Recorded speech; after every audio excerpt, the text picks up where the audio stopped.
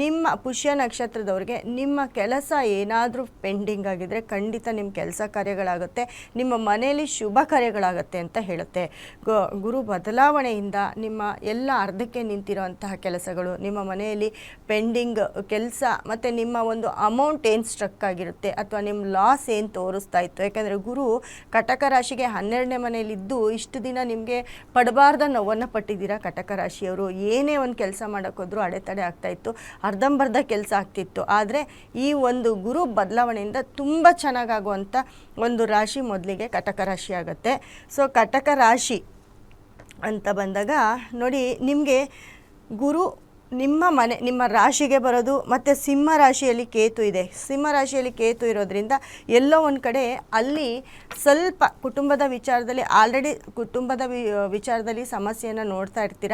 ಜೊತೆಗೆ ಶುಕ್ರ ನಿಮಗೆ ಧನಸ್ಥಾನದಲ್ಲಿ ಬಂದಿರೋದ್ರಿಂದ, ಶುಕ್ರ ನಿಮ್ಮ ಒಂದು ಧನಸ್ಥಾನದಲ್ಲಿ ಇರೋದ್ರಿಂದ ಕಟಕ ರಾಶಿಯವರಿಗೆ ಎಲ್ಲ ಕಡೆಯಿಂದನೂ ಸ್ವಲ್ಪ ದಾರಿ ಮಾಡಿಕೊಡ್ತಾ ಹೋಗುತ್ತೆ. ಎಲ್ಲ ಕಡೆಯಿಂದನೂ ಅಂದರೆ ನಿಮ್ಮ ಕೆಲಸ ಕಾರ್ಯ ಆಗಿರ್ಬೋದು, ನಿಮ್ಮ ಕುಟುಂಬದವ್ರ ಜೊತೆ ತುಂಬ ಚೆನ್ನಾಗಿರೋದಾಗಿರ್ಬೋದು. ಮಾತು ಯಾರ ಹತ್ರನಾದರೂ ಮಾತು ಬಿಟ್ಟಿದ್ರೆ ಖಂಡಿತ ಅವರೇ ಬಂದು ಮಾತಾಡಿಸ್ತಾರೆ. ಅವರ ಒಂದು ನಿಮ್ಮ ಒಂದು ಶತ್ರುತ್ವ ಇರುತ್ತೆ, ಅವರೆಲ್ಲ ನಿಮ್ಮ ಮಿತ್ರಗಳಾಗ್ತಾರೆ ಅಂತ ಹೇಳ್ಬೋದು.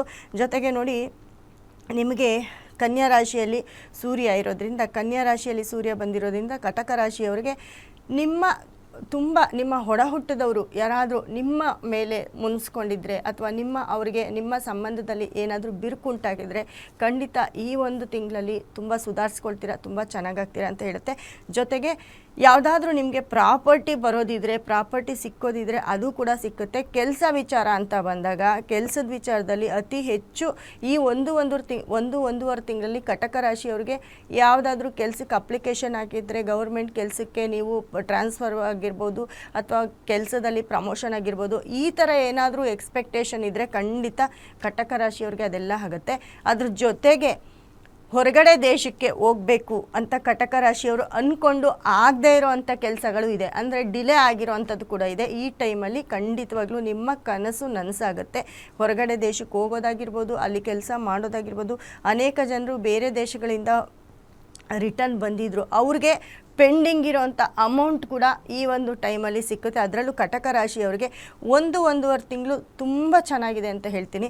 ಸೊ ಈ ಒಂದೂವರೆ ತಿಂಗಳಲ್ಲಿ ನಿಮ್ಗೇನು ಕೆಲಸ ಬೇಕೋ ಅದಕ್ಕೆಲ್ಲ ನೀವು ಮೂವ್ ಮಾಡ್ಬೋದು. ನಿಮ್ಮ ಕೆಲಸ ಕಾರ್ಯಗಳು ಆಗ್ತಾ ಹೋಗ್ತವೆ. ಮುಖ್ಯವಾಗಿ ಮನೇಲಿ ಶುಭ ಕಾರ್ಯಗಳಾಗುತ್ತೆ ಅಂತ ಹೇಳುತ್ತೆ. ನೋಡಿ, ಮತ್ತು ನಿಮಗೆ ತುಲಾರಾಶಿಯಲ್ಲಿ ಕುಜ ಮತ್ತು ಬುಧ ತುಲಾರಾಶಿಯಲ್ಲಿ ಇರೋದ್ರಿಂದ ಅದು ನಿಮ್ಮ ಮನೆ ಕಟ್ಟೋದು ಅಥವಾ ಮನೆ ತಗೊಳ್ಳೋದು, ಮನೆ ಹೊಸ್ದಾಗಿ ರೆವಲ್ಯೂಷನ್ ಮಾಡಿಸೋದು, ಅಥವಾ ಮನೆ ಯಾವುದಾದ್ರೂ ಅರ್ಧಕ್ಕೆ ನಿಂತಿದೆ ಅದ್ರ ಕೆಲಸ ಕೂಡ ಮುಂದೋಗೋದು. ಅದ್ರ ಕೆಲಸ ಮುಂದುವರಿಬೇಕು ಅಂತಂದರೆ ನಮ್ಮ ಒಂದು ಫೈನಾನ್ಸ್ ಪ್ರಾಬ್ಲಮಿಂದ, ದುಡ್ಡಿನ ಪ್ರಾಬ್ಲಮಿಂದ, ಏನಾದರೂ ಒಂದು ತೊಂದರೆಯಿಂದ ನಿಂತೋಗಿರುತ್ತೆ. ಸೊ ದುಡ್ಡು ಕಾಸು ಚೆನ್ನಾಗಿ ಓಡಾಡುತ್ತೆ ಅಂತ ಹೇಳ್ತಾ ಇದ್ದೀನಿ. ಈ ದುಡ್ಡು ಕಾಸು ಓಡಾಡೋದ್ರಿಂದ ಆರ್ಥಿಕ ಸಮಸ್ಯೆಯಿಂದ ಬಹು ಬೇಗ ಹೊರಗಡೆ ಬರ್ತೀರಾ. ಇದರಿಂದ ನಿಮ್ಮ ಒಂದು ಸಮಸ್ಯೆಗೆ ಪರಿಹಾರ ಈ ಒಂದೂವರೆ ತಿಂಗಳಲ್ಲಿ ನೀವು ಮಾಡ್ಕೊಳ್ಬೇಕಾಗುತ್ತೆ.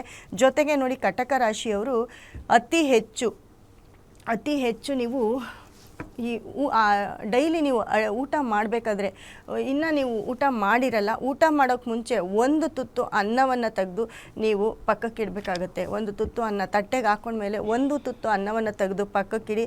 ಅದನ್ನು ಹಸುಗೋ ಅಥವಾ ಯಾಕಂದರೆ ಎಂಜಲ್ ಮಾಡ್ದಿರ ಅದನ್ನು ಯಾಕಂದರೆ ನಿಮ್ಮ ಏನು ಕೆಲಸ ಕಾರ್ಯಗಳು ಪೆಂಡಿಂಗ್ ಆಗಿದೆ ಅದೆಲ್ಲ ನೆರವೇರಬೇಕು ಅಂದರೆ, ಅದರಲ್ಲೂ ರಾತ್ರಿ ಹೊತ್ತು ನೀವು ಅನ್ನವನ್ನು ತೆಗೆದು ಪಕ್ಕಕ್ಕಿಡಿ. ಬೆಳಗ್ಗೆ ಎದ್ದು ಅದನ್ನು ಕಾಗೆಗೋ, ಹಸುಗೋ, ಪಕ್ಷಿಗಳಿಗೋ ಏನಕ್ಕಾದರೂ ನೀವು ಹೊರಗಡೆ ಹಾಕಿದಾಗ ಖಂಡಿತ ನಿಮ್ಮ ಒಂದು ಕಷ್ಟ ಪರಿಹಾರ ಆಗುತ್ತೆ ಕಟಕ ರಾಶಿಯವರಿಗೆ.